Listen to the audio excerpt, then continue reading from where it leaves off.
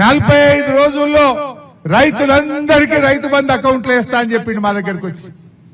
65 రోజులైంది ఇదివరకు రైతు బంధు పైసలు బల్లే.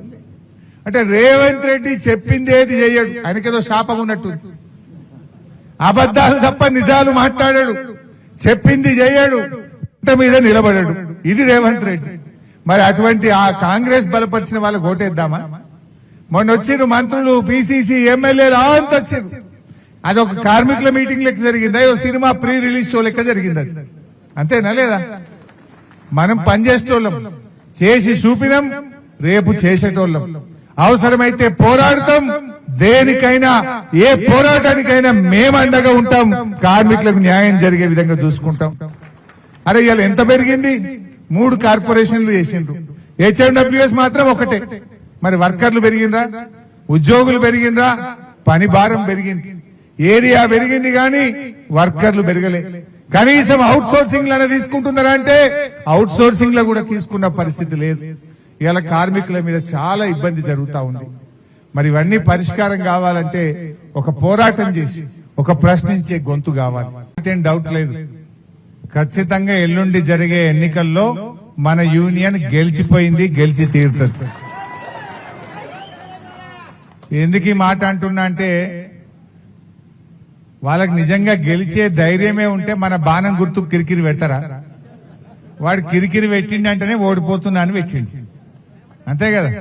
గవర్నమెంట్లు ఉన్నారు కనుక బాణం గుర్తు దొరికితే ఎట్లా వీళ్ళు గెలిచిపోతారు, ఏమన్నా గుర్తు మారితే ఏమన్నా గెలవకపోతామా అని దింపుడు గల్ల ఆశ వాళ్ళది.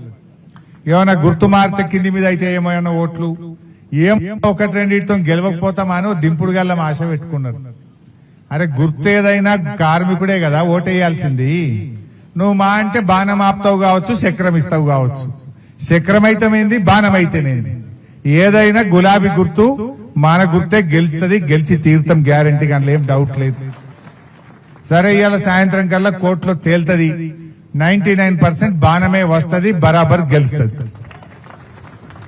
అయితే ఇవాళ ఒక్కటే విషయం గుర్తు పెట్టుకోండి.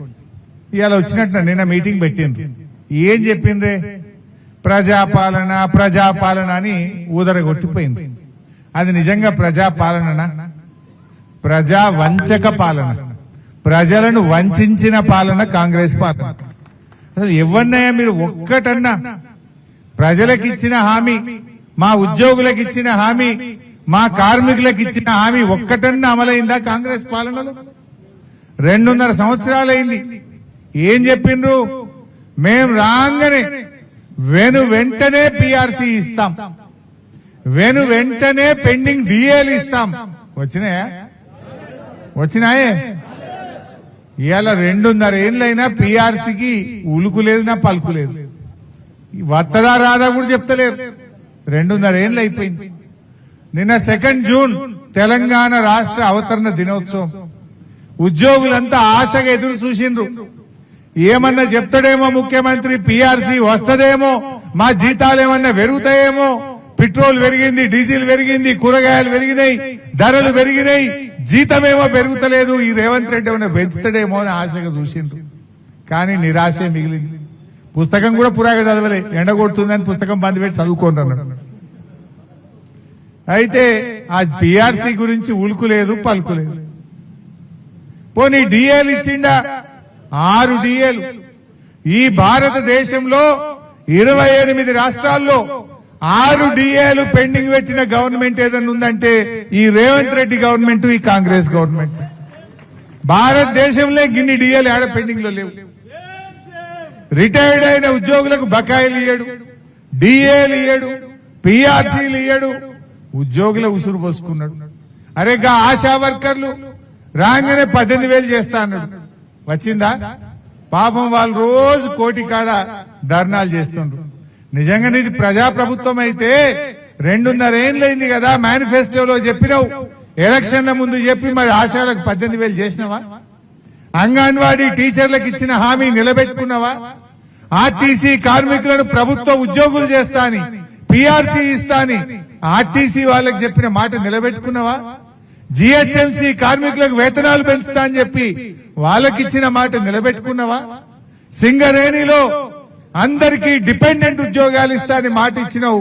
ఉద్యోగాలు ఇస్తలేడు కానీ ఇచ్చిన వాళ్ళని తీసేస్తా అంటుండు. అంటే సింగరేణి కార్మికులకు మోసం, ఆశా అంగన్వాడీ కార్మికులకు మోసం, జిహెచ్ఎంసీ కార్మికులకు మోసం, ఆర్టీసీ కార్మికులకు మోసం, మా హెచ్ఎంప్లిఎస్ కార్మికులకు మోసం. మోసమే కాంగ్రెస్ నైజం. ఇలా అన్ని వర్గాలను కూడా కాంగ్రెస్ మోసం చేసింది. మరి ఇట్లాంటి మోసపూరిత ఈ యూనియన్ ను, మోసపూరిత ఈ కాంగ్రెస్ కు బుద్ధి చెప్పాలంటే ప్రశ్నించే గొంతు కావాలి. ఆ గొంతే మన రాంబాబు నాయక్, మన రాంబాబు గారు. మీరు రాంబాబుని గెలిపించండి.